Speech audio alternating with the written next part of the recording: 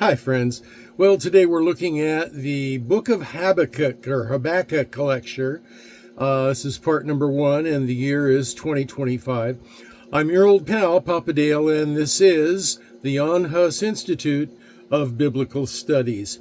Now, it's the Bachelor of Arts in Biblical Literature degree program, and because there are always a few new viewers here and there, I'll briefly introduce myself. I'm a retired pastor, teacher, theologian, and professor with over 50 years of service to the Lord Jesus Christ. My name is Dale Warren. Professionally, I'm known in my writing, teaching, and lectures as D.A. Warren, but my friends just all call me Papa Dale, so you can just call me Papa Dale too.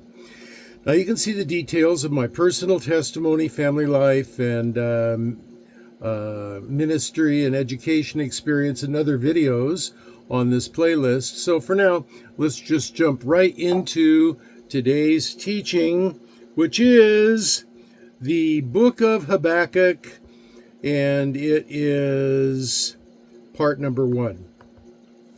So the book of Habakkuk is nestled among the minor prophets and offers profound insights into the nature of faith, justice, and divine communication, particularly from an evangelical perspective. Through a dialogical format, Habakkuk presents a candid exploration of the theological term known as theodicy, grappling with the apparent disconnect between God's moral order and suffering experienced by his people.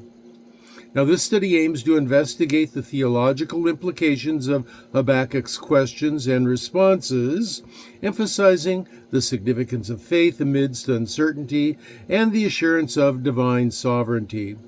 By examining the historical context, literary structure, and the key themes of the text, this research endeavors to provide a comprehensive understanding of Habakkuk's message and its relevance for contemporary evangelical thought and practice. So a lot of correlation between Habakkuk and the book of Job. Now, the authorship.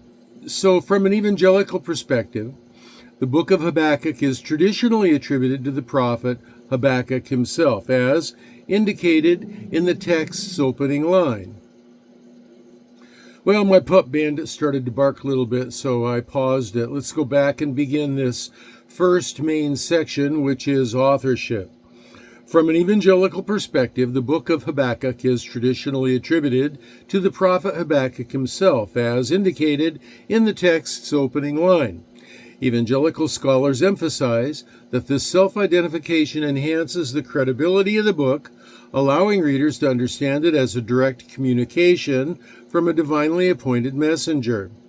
The historical context of Habakkuk, likely written in the late 7th century BC during a time of crisis for Judah, is important for interpreting the text's themes of faith and justice. An expert opinion from the renowned biblical scholar Dr. John Oswalt supports this view, asserting that the prophetic literature's authenticity relies heavily on the author's identity and experiences. He notes, Habakkuk's personal and poignant dialogue with God reveals not only the struggles of a faithful believer in the face of injustice, but also serves as an assurance that Yahweh remains sovereign and in control. This expert insight underscores the importance of Habakkuk's reflective questioning, which resonates with believers today, encouraging them to navigate their own faith journeys and uncertainty in societal turmoil. In conclusion, the evidence supporting Habakkuk as the author, coupled with scholarly insights, underscores the text's relevance and the authority within evangelical theology, particularly as it confronts the perennial issues of faith and divine justice. Now, who exactly is Habakkuk? Well, from the evangelical point of view, Habakkuk is one of the minor prophets in the Old Testament, and he's the author of it. The book of Habakkuk is attributed to him, and it is considered a dialogue between the prophet himself and God, addressing the issues of justice, suffering, and faith. Once again, sounds like Job, doesn't it? Habakkuk is a prophet who lived during a time of moral and social turmoil in Judah, likely around the 7th century BC before the Babylonian conquest. His role as a prophet involves questioning God's actions, especially regarding the prosperity of the wicked and the suffering of the righteous. Well, primarily known through the biblical text, Habakkuk's influence and interpretation can be found in various non-biblical sources. Jewish rabbinical literature often discusses Habakkuk's prophecies, and he is sometimes referenced in historical writings and commentaries. His acknowledgement in the New Testament, specifically in Romans 1:17 and Galatians 3:11, and in Hebrews 10:38, highlights his theological significance within the Christian tradition. Dr. John Oswalt, once again a respected biblical scholar, emphasizes that Habakkuk's questions and God's answers not only center on the problem of evil, but affirm that faith requires trust in God's timing and sovereignty. This perspective illustrates the lasting relevance of Habakkuk's message in both Jewish and Christian thought. In summary, Habakkuk is a prophetic figure whose inquiry into divine justice and faith amidst suffering provides profound insight and encouragement for believers navigating their spiritual journeys today. And so, what about the archaeology of the ancient Near East? Anything there that references Habakkuk, the person or the book? Well, archaeological evidence, specifically related to the prophet Habakkuk, is limited, as much of the historical validation for biblical figures relies on the broader contextual findings rather than direct evidence of individual lives. However, several archaeological discoveries do provide context to the period in which Habakkuk lived, specifically regarding the socio-political environment of Judah and the Babylonian Empire. And so what it's saying is we haven't uncovered any seals or writings that said Habakkuk did this or Habakkuk did that. Those don't exist, at least that we found. But what we see is all kinds of evidence that describes the countries, the culture, what's going on in society, all surrounding the time period of Habakkuk. And then when we read Habakkuk, we see, oh yeah, well, this is consistent. And so that's the non-archaeological way, or even the archaeological way, that we tend to identify Habakkuk's validity. So the first one is the reference to Babylon. Archaeological findings related to Neo-Babylonian Empire support the narrative context for the book of Habakkuk. The Babylonian conquests and interactions with Judah are historically documented through various texts, inscriptions, and records, such as the Babylonian Chronicles, which detail the siege of Jerusalem and the deportation of its inhabitants. Subpoint 2, Inscriptions and Seals. Seals and inscriptions discovered in Judah provide insights into the social and political conditions during Habakkuk's time. Although none directly mention Habakkuk, these findings illustrate the monarchy's struggles, corruption, and the socio-political dynamics that the prophet addresses. Subpoint 3, the Dead Sea Scrolls. Among the Dead Sea Scrolls, fragments of the book of Habakkuk were found in the Qumran caves. This indicates the text's preservation and significance during the Second Temple period. These manuscripts affirm the textual integrity and the long-standing engagement with Habakkuk's thoughts among early Jewish communities. Dr. William Deaver, an estimated and esteemed archaeologist and biblical scholar, notes, quote, while we may not have a direct archaeological record that mentions Habakkuk personally, the environmental and historical backdrop of late Judah is well documented through artifacts, inscriptions, and the records of Babylonian activity in the region. These elements substantiate the historical credence of the narrative found in the biblical texts, end quote. In summary, while specific archaeological evidence for Habakkuk himself is sparse, the broader findings from his time period contribute significantly to understanding the historicity and the context of his prophetic message. Well, what about non-archaeological historicity? Well, there is some of this that supports the historicity for the book of Habakkuk, and this primarily comes from historical texts, interpretations, literary analysis, the writings of people that supposedly lived during this period. The first one is biblical context. The book of Habakkuk is part of the 12 minor prophets in the Hebrew Bible, and its content addresses the moral decay of Judah and the impending judgment by the Babylonians, reflecting the actual historical events that are tied to the 7th century BC. Scholars connect Habakkuk's prophecies to historical events recorded in other biblical texts, such as 2 Kings and Jeremiah. Subpoint 2 has to do with the dating and the authorship. Now, the text itself provides clues about its historical context. Habakkuk likely prophesied during the time of the Babylonian threat, particularly relevant events like the siege of Jerusalem, which are echoed in other biblical narratives. The references to the Chaldeans, that's another word for Babylonians, confirm a background of conflict and upheaval pertinent to that area. Subpoint 3 is the interpretation by early Jewish and Christian communities. Habakkuk was included in the Jewish canon and is referenced in early Christian writings, indicating its acceptance and importance in the very lengthy, centuries-long biblical tradition. So the importance of the book goes way, way, way back.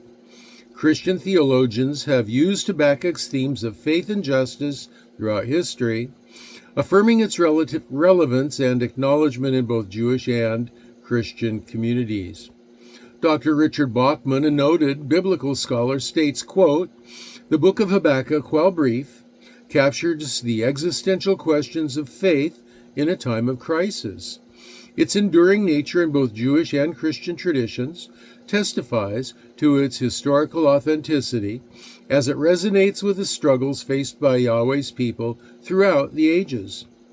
And so, in conclusion, the non-archaeological evidence for the historicity of Habakkuk lies in its textual context, its historical references, and its long-standing recognition and use within religious traditions, which underscore its significance throughout history. Well, what is the historical setting for Habakkuk? Well, as I said before, it was likely written in the late 7th century BC during a tumultuous time for the period of Judah. And the historical setting would include, number one, the political context. Habakkuk was written against the backdrop of a rising Babylonian power, which posed a significant threat to Judah. The Assyrian Empire was beginning to decline, leading to a power vacuum that Babylon would fill. And this created a tense political environment with fear and uncertainty regarding the fate of the nation. Subpoint 2 is moral and social issues. The book addresses societal corruption, injustice, and moral decay within Judah. Habakkuk lamented the violence and wrongdoing prevalent among his people and questioned God's apparent inaction in the face of these injustices. This reflects a broader context of ethical decline where the social and economic conditions were deteriorating. Subpoint 3 is theological concerns. Habakkuk grapples with profound theological questions, particularly about the problem of evil and divine justice, theodicy. His dialogues with God highlight the tension between faith and reality as he seeks to understand why God would use a wicked nation, Babylon, to punish his chosen people. The themes of the book have had lasting implications for both Jewish and Christian thought. Habakkuk introduces the concept of the just shall live by faith, which has influence in theological discourse and is quoted in the New Testament, Romans 1:17, Galatians 3:11, Hebrews 10:38. Dr. John Walton, a biblical scholar, emphasizes the questions posed by Habakkuk regarding God's justice and the existence of evil in the world are as relevant today as they were in the 7th century BC. His struggles reflect a universal human experience, making his message both timely and timeless. The book serves as a profound reminder of the complexities of faith amid trials and tribulations. In summary, the historical setting of Habakkuk includes political upheaval, social injustice, and deep theological questions, all of which contribute to its profound influence and lasting significance in both Jewish and Christian traditions. Well, are there any perspectives on cultural settings that influence how we look at Habakkuk? Yes. From the evangelical perspective, the cultural setting of the book of Habakkuk is deeply intertwined with the political, social, and religious dynamics of ancient Judah during the late 7th century BC. This cultural backdrop significantly influenced the themes and messages that we find in the book. First of all, there is political turmoil. The period involved significant political instability with the imminent threat of Babylonian conquest. Now, this contributed to a sense of fear and anxiety among the people of Judah, which Habakkuk addresses through his questioning of God's justice. Subpoint 2 is moral decay. The social context reflects a culture plagued by injustice, violence, and corruption, and the moral decline of the people, including moral and ethical failures among leaders and citizens both. And this serves as a focal point for Habakkuk's lament. Subpoint 3, religious practices. The blending of worship practices, including idolatry and a departure from the covenantal faithfulness expected by Yahweh, created a crisis of faith. Created a crisis of faith. Habakkuk's dialogue with God illustrates the struggle believers faced in reconciling their faith with the surrounding cultural influences that promoted disobedience. Subpoint 4 is theological reflection. The book's exploration of faith and suffering amid its challenges to God's justice indicates a cultural need for a robust understanding of God in the face of seemingly chaotic circumstances. Dr. Walter Kaiser, an evangelical scholar, states, quote, Habakkuk represents a microcosm of the struggles faced by the faithful during a time when God's people were caught between the reality of their experience and the truth of their faith. His questions about divine justice echo the cries of believers who grapple with understanding how God interacts with human history in times of crisis. In conclusion, the cultural setting of Habakkuk is marked by political instability, social injustice, and challenges of faith, all of which contribute to the book's themes of questioning, faith, and seeking understanding in Yahweh's plan. These elements resonate with contemporary believers who face similar struggles in modern contexts, particularly in 2025, the United States of America, which is where I come from.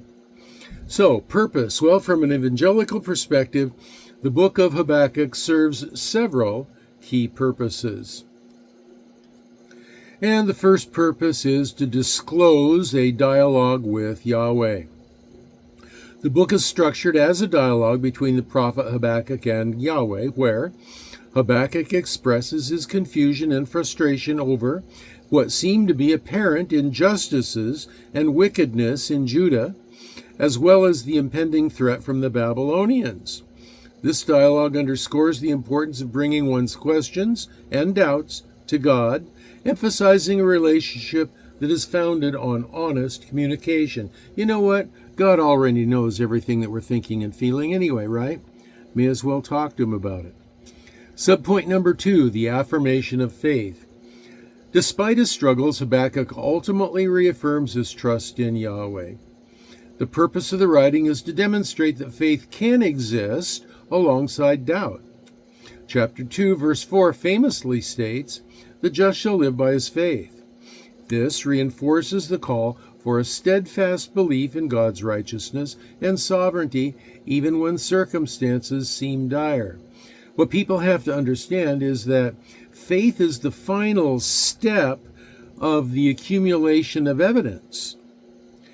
You think of the possibilities, what could be, and you accumulate evidence to support those possibilities, and you get to the end of evidence, and objective evidence eventually runs out, and so you make a decision to believe because the momentum of the evidence was pointing in this direction, and there isn't any other possibility that is better than the one that you can infer from the momentum of that evidence.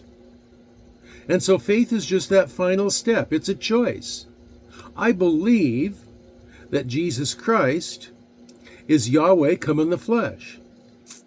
I don't have personal, physical, factual data points that I can give you. Yes, I had a vision last night at 12:31 where Jesus Christ appeared to me and said, "Put your hand in the nail prints in my hand and thrust your hand in the hole in my side and believe." He didn't do that to me. He did that to the Apostle Thomas. But he didn't do that to me. But I've read about it from eyewitness accounts, and it's the best explanation of the facts that I know or that I can discern. And so I choose to believe. So subpoint number 3 here is the explanation of judgment. The book of Habakkuk explains that God's judgment is necessary for the consequences of sin. It provides an assurance that Yahweh is aware of the injustice and will act, though his timing may not align with my expectations. And this serves to encourage believers to maintain faith in God's ultimate justice and sovereign plan.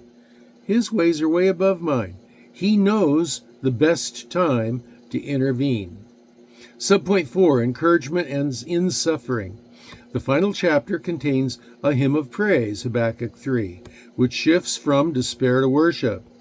This shift serves to encourage those enduring suffering, highlighting that true joy and strength comes from faith in Yahweh rather than circumstances.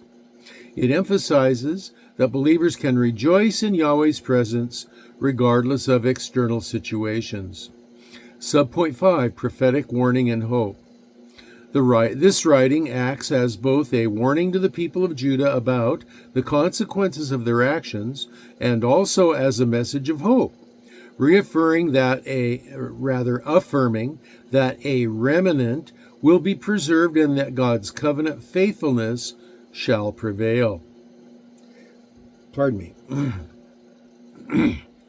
In summary, the book of Habakkuk is intended to explore the nature of faith in adversity, provide a framework for understanding of God's justice, and encourage dialogue with him, and ultimately affirm hope and trust in God's redemptive plan. The book of Habakkuk addresses timeless struggles in the believer's life, making it relevant for contemporary audiences as they and we navigate their and our own personal challenges. Well, are there any themes that arise from the text of Habakkuk? Yes, the primary themes that arise from the Bible book Habakkuk from an evangelical standpoint are: 1, the problem of evil and suffering. I've already said that in theology that's called theodicy. And Habakkuk grapples with why God allows injustices and suffering to occur. If God is all-powerful, why evil? That's the question that they ask. The dialogue presents an exploration of theodicy, why a just God permits evil. Didn't I just say that? Yeah, I did. And reflects the deep struggles that many believers face when witnessing injustice. Why, God? Why, God? Subpoint number 2, faith in difficult times. A major theme is the necessity of faith regardless of circumstances. Habakkuk ultimately concludes that believers must trust in God's plan, even when his ways are not understood. The phrase, quote, "the just shall live by faith," end quote, Habakkuk 2:4, encapsulates this theme. Subpoint 3, God's sovereignty and justice. Habakkuk emphasizes that God is sovereign over all nations, including Babylon. While he uses nations to execute his judgment, his justice will be fulfilled in due time. This theme reassures believers that Yahweh has the ultimate authority and will bring about justice. Subpoint 4, judgment and hope.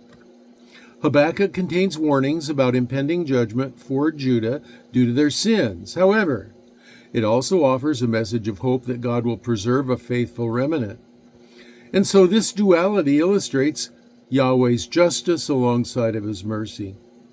Subpoint 5 is worship and praise. The concluding chapter is a hymn of praise that shifts from lament to worship.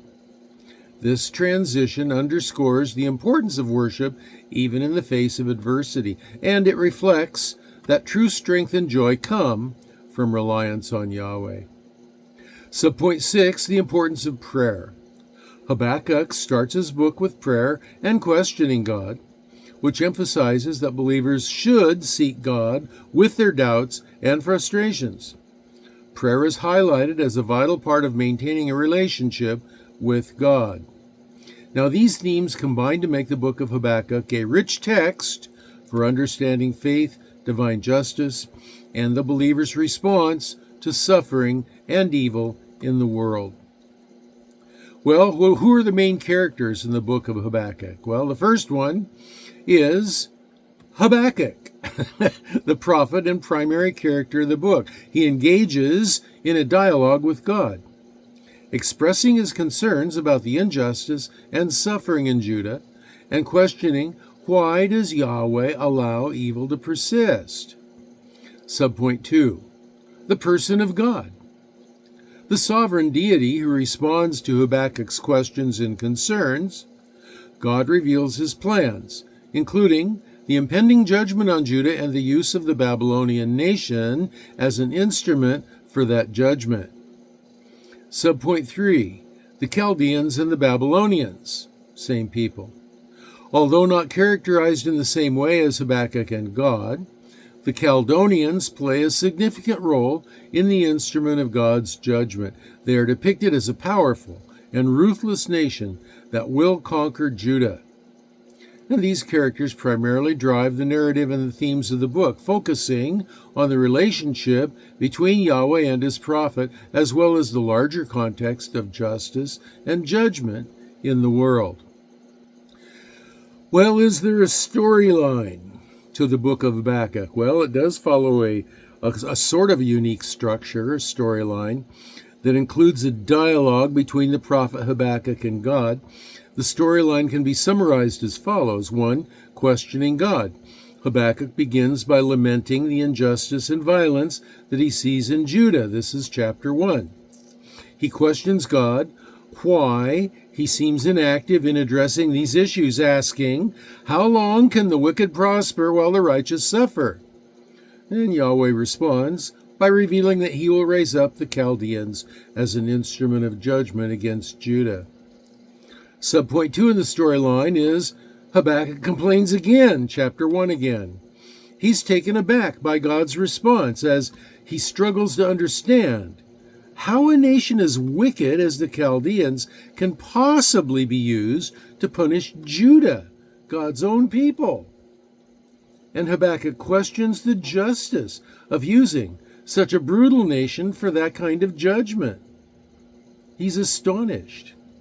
Subpoint 3, storyline, God's assurance, chapter 2. Yahweh instructs Habakkuk to write down a vision that emphasizes the certainty of judgment and the eventual triumph of the righteous. The famous verse, the righteous shall live by his faith, is introduced, indicating the importance of faith in the face of divine judgment. Subpoint 4 under storyline, woes against the wicked. God pronounces woes against the Chaldeans, condemning their arrogance, greed, violence, and idolatry. And this is in chapter 2. And Habakkuk reassures, or rather God reassures, that the downfall of this people is certain. Subpoint 5 is a psalm of praise. You see this in chapter 3. And the book of Habakkuk concludes with a prayerful hymn or psalm where Habakkuk expresses his trust in Yahweh and reflects on God's past deeds and faithfulness. He acknowledges his fear, but resolves to rejoice in the Lord regardless of circumstances, emphasizing his faith amidst adversity. Overall, Habakkuk's journey is one of grappling with questions of injustice and faith, ultimately leading to a deepened trust in God's sovereignty and justice. Well, do we find any dramatic events in the story of Habakkuk? Yeah, the book of Habakkuk includes several dramatic events and moments that highlight the prophet's intense emotional struggle. And the serious themes of justice and faith are revealed. And here are some of the key dramatic events. 1. Habakkuk's lament, chapter 1, verses 1 through 4. The book opens with Habakkuk crying out to Yahweh, expressing his anguish over the violence and the injustice in Judah. His dramatic plea highlights the pain of witnessing, suffering, and injustice without apparent intervention and seemingly for no rhyme or reason. Subpoint 2, dramatic point, God's revelation of judgment, Habakkuk 1, 5 through 11. God's response to Habakkuk's lament is also dramatic and unsettling. He reveals that he, Yahweh, will raise up the Babylonians, a violent and proud people, to bring judgment upon Judah. Now, this revelation shocks Habakkuk and raises profound questions in his mind about the justice of using an immoral nation for divine purposes. The Babylonians are worse than the Judeans. How can he do such a thing? That's the question in Habakkuk's mind. Dramatic point number 3 is Habakkuk's second complaint. Overwhelmed by Yahweh's plan, Habakkuk questions the wisdom. I just did that one. Subpoint 4, Yahweh's assurance and vision, Habakkuk 2, 2 through 4. Yahweh instructs Habakkuk to write down the vision, emphasizing the certainty of judgment and the ultimate triumph of the righteous. The dramatic assertion that the righteous shall live by his faith is a pivotal moment in the whole book, underscoring the theme of faith amidst adversity. Trust me. That's what Yahweh's saying. Trust me. And subpoint 5, the woes against the Chaldeans, Habakkuk 2, 6 through 20. Yahweh pronounces a series of woes against the Chaldeans for their sins, including exploitation, violence, and idolatry. And this section contains vivid imagery and strong language that highlights the certainty of their downfall, portraying a dramatic shift where the oppressors are themselves warned of impending judgment. And dramatic point number 6 is Habakkuk's prayer and hymn, chapter 3. The final chapter presents Habakkuk's prayer, which is both a reflection on Yahweh's past acts of deliverance and it's a plea for mercy. The dramatic image of God's appearing in majestic power, reminiscent of Exodus, evokes a sense of awe and reverence. Habakkuk describes natural disasters and cosmic upheaval as manifestations of God's great power. Dramatic point number 7 is the resolution in faith, Habakkuk 3:16 through 19.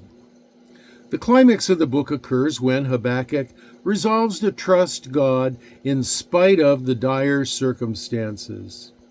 His declaration to rejoice in Yahweh even if all earthly supports fail. And this showcases a dramatic turn from despair to a profound expression of faith and hope. In summary, the dramatic events in Habakkuk center around the prophet's struggle with God's decisions, the shocking revelation that the Chaldeans will be used for judgment, and ultimately the journey towards a deepened faith in Yahweh's sovereignty. So these events serve to highlight the complexities of faith in the face of suffering and justice. Now, I'm your old pal, Papa Dale. This is the year 2025, and the lecture that you just watched is the Habakkuk lecture, part 1 of 3, for the Jan Hus Institute of Biblical Studies. Greater insights leading to deeper relationship with Jesus await you, so keep going, keep watching more videos. But please do remember to read the printed notes and look up the scripture citations if you are studying for the degree. Now you can find them in the video transcript or at the link below. And so until the next time I see you, this is your old pal Papa Dale signing off. But I'm telling you, I will be praying for you, that you'll be well and that you'll be blessed.